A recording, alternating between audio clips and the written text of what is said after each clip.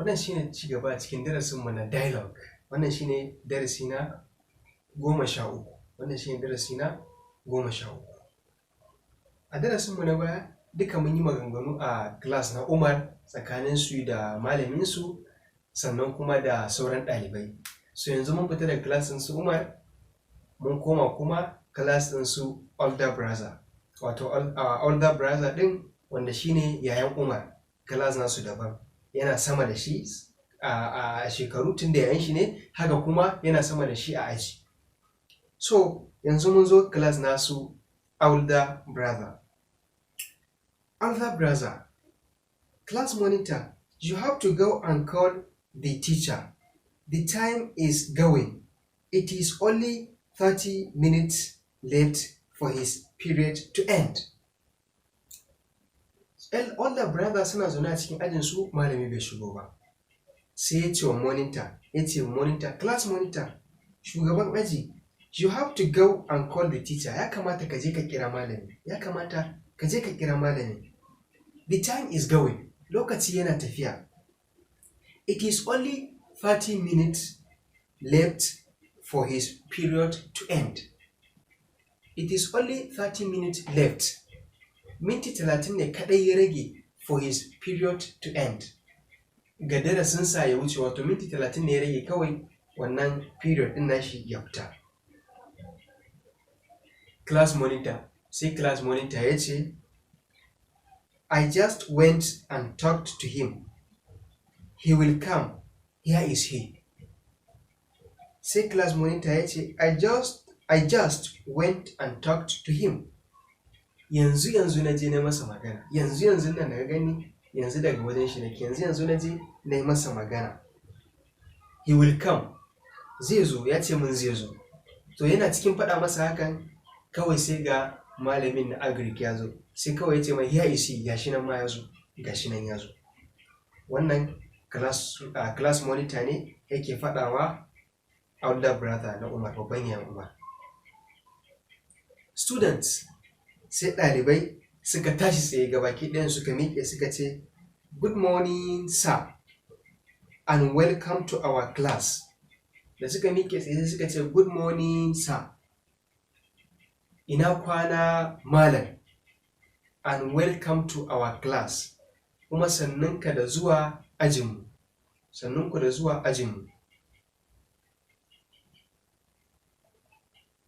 Teacher, sai malami ya ce musu, good morning children, ina kwananku ɗalibai, and sit down, ku zauna. Sai suka zauna. Sai da suka zauna, sai malami ya ce, today we shall discuss on the importance of agriculture in Nigeria. Ya ce, today we shall discuss, yau za mu tattauna on the importance of agriculture in Nigeria, akan muhimmancin noma a ƙasarmu ta Najeriya. Za mu tattauna akan muhimmancin noma a Najeriya. Sai malamin bayan ya faɗa musu haka, sai ya ci gaba da cewa, agriculture is very important for a country. Let us start from the beginning. Agriculture is the way we farm, the way we can prepare the soil so that we can grow food on it and harvest it to eat or sell. It is also how we rear and manage animals. Abin da ya faɗa kenan.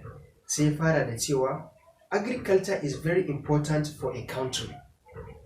Ita noma tana da matuƙar muhimmanci a ƙasa, wato tana da matuƙar muhimmanci ga ƙasa, ga kowace ƙasa ma noma tana da matuƙar muhimmanci.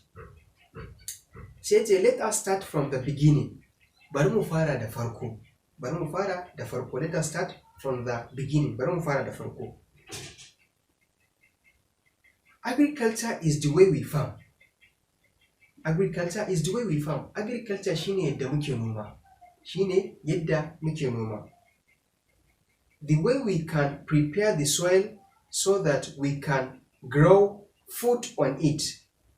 Shine the way we can prepare the soil, yadda za mu iya gyara ƙasa, mu shirya ƙasa mu gyara ta, so that we can grow food on it, idan muka gyara ta za mu iya tayar da abinci a kanta, wato za mu iya shuka abinci har abincin nan ya fita.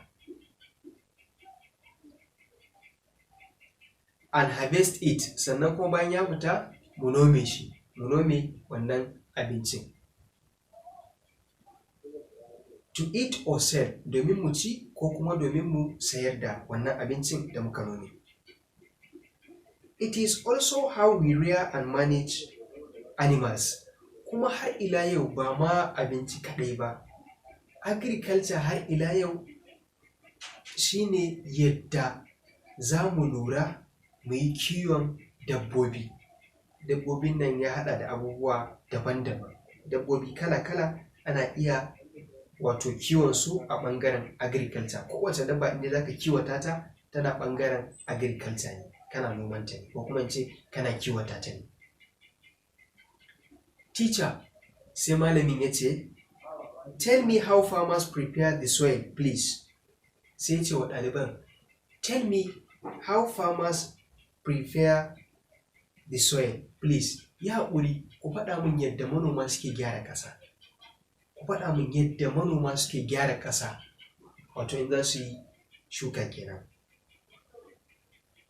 Older brother ya ce, sometimes they use horse, cutlasses, or their hands to prepare the soil. If it's a big farm, they use plows with animals or tractors. Sai older brother ya ce, sometimes they use horse. Wani lokaci suna amfani da fartanya, cutlasses, ko kuma su yi amfani da cutlasses, wato abin da ake sare shuka. Waɗannan abubuwan da ake sare akwai su adda a ciki, akwai su lauje, akwai dai abubuwa da yawa wanda ake saran shuka da su. Or their hands, ko kuma su yi amfani da hannayensu. To prepare soil, domin su gyara ƙasa. If is a big farm, idan kuma wannan gonar babba ce, they use plows, suna amfani da darkuwa. With animals or tractors, suna amfani da darkuwa tare da dabbobi kamar shanaye kenan, or tractors, ko kuma su yi amfani da tractor, motocin tractor. Teacher, sai malami ya ce, excellent, ya yi kyau, ya yi daidai. A nan muka ƙarshen darasin mu ne, kasance tare da mu inda za ku ji yadda tattaunawar tasu ta kasance. Wassalamu alaikum warahmatullahi.